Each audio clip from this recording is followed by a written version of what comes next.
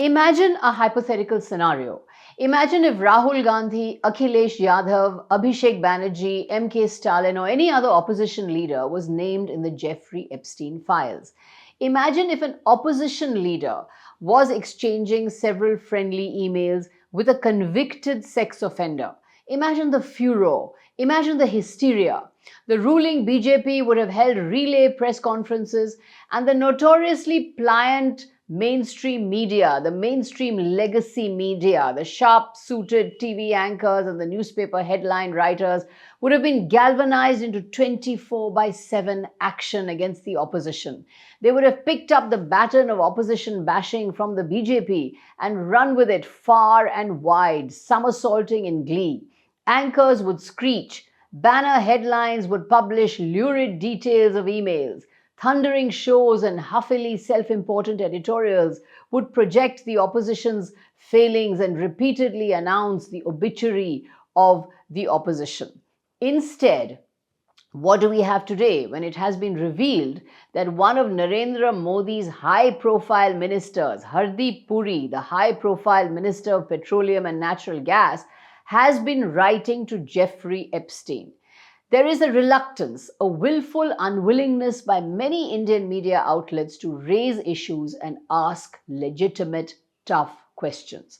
In the emails sent in 2014, well after Epstein was convicted, mind you, of child prostitution in 2008, Puri refers to Jeffrey Epstein as Jeff, my friend, praises his exquisite taste in people, and tells him to have fun, not that you require encouragement from others for that.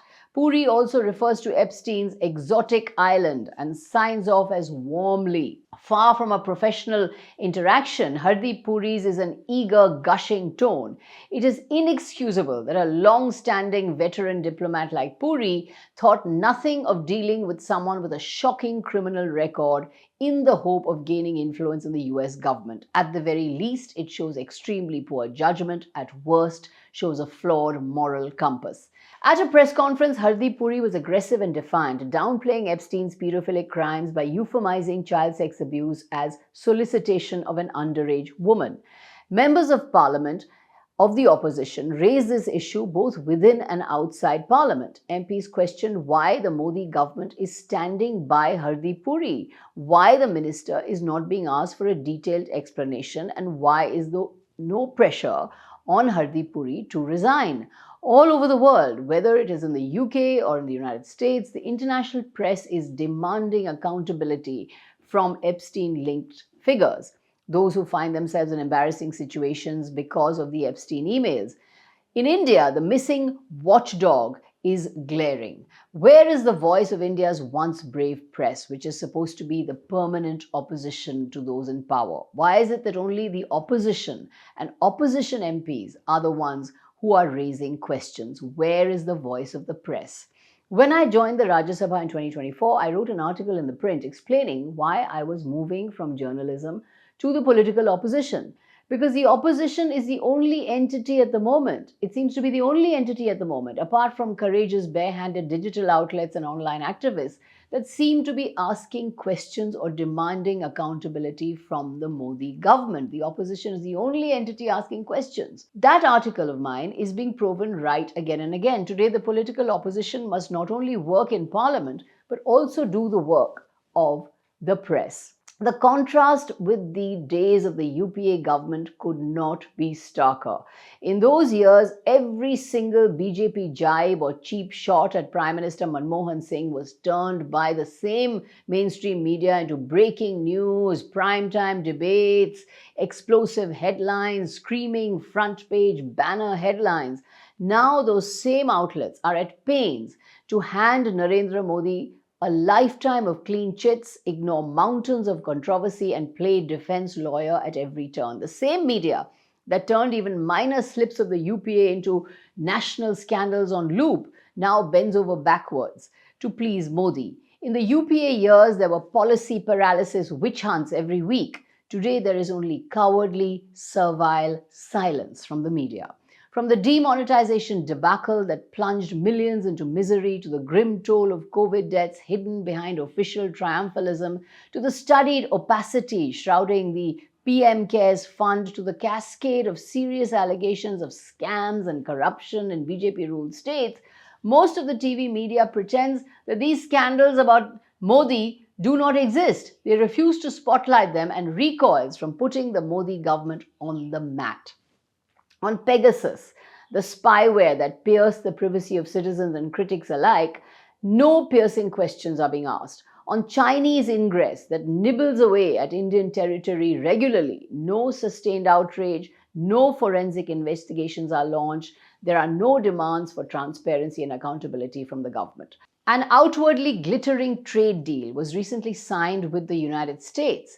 The Minister of Commerce and Industry, Piyush Goyal, strode out for a triumphant press conference outside Parliament, but refused point blank to allow a single debate on the trade deal inside the House. This is not mere oversight, it is a brazen breach of parliamentary privilege, a deliberate sidestepping of the very institution that embodies the people's sovereignty. It is doing away with parliamentary oversight. Inconvenient questions, they simply vanish from the script. The TV media gets swept away by masterful PR choreography of the Modi regime, the mother of all deals, the father of all mega deals, without pausing to demand scrutiny of the fine print, the concessions, the long-term cost to Indian farmers, to Indian workers, or even to Indian national sovereignty. The opposition is denied its constitutional right to interrogate the nitty-gritty. Debate? What debate? It is simply not permitted, and the media asks no questions. The Prime Minister will not hold press conferences. That quaint democratic ritual of Prime Ministers is now extinct in India. Narendra Modi has made it abundantly clear he will never hold a press conference. There will be no unscripted interviews, no accountability in the glare of the cameras. The TV media scarcely dares to ask. Instead, the daily drumbeat, the daily din is calibrated only to one obsessive target: the opposition, the opposition, the opposition. Keep targeting the opposition. Punch holes in the opposition's credibility. Caricature the opposition. Blame the opposition for every government failure or every government scandal. Blame the opposition for the government. The script is relentless. The echo chamber is deafening. The noise on TV every day is how to rubbish the opposition's arguments, how to stereotype this opposition leader, how to shame that opposition leader. No similar tough questions are asked of the Modi government. When politics needs fresh fuel, the religious Hindu-Muslim pot is kept boiling on TV. A loud, bigoted voice is platformed, amplified, and looped endlessly across screens until hate simmers and divides deepen. Polarization is not an accident. It is a TV media strategy. It is yet another weapon of mass distraction, spreading hate to distract from the government's failures. The functioning of the Election Commission, the opacity shrouding the Special Intensive Revision Exercise, SIR, these are barely whispered about. Why is there no sustained demand for EC accountability? Why no forensic probing of electoral roll manipulations? Why must a chief minister from an opposition-ruled state, the doughty, fearless and courageous and determined Mamata Banerjee of Bengal, have to travel all the way to Delhi to protest, to make the voice of the people heard? What about the Nikhil Gupta case? The chilling allegation that an Indian government official was directly involved in a plot to murder an individual, a Khalistani separatist Gurpatwant Singh Pannu, on American soil. A serving officer, according to US court filings, greenlit an assassination on foreign territory. This is not some fringe conspiracy. This is a diplomatic earthquake. Yet the government faces no sustained forensic questioning. No TV channel is asking the tough questions. What is the link of the government of India to this assassination plot? No fulminating editorials demanding a white paper or demands for a parliamentary probe or a full public accounting.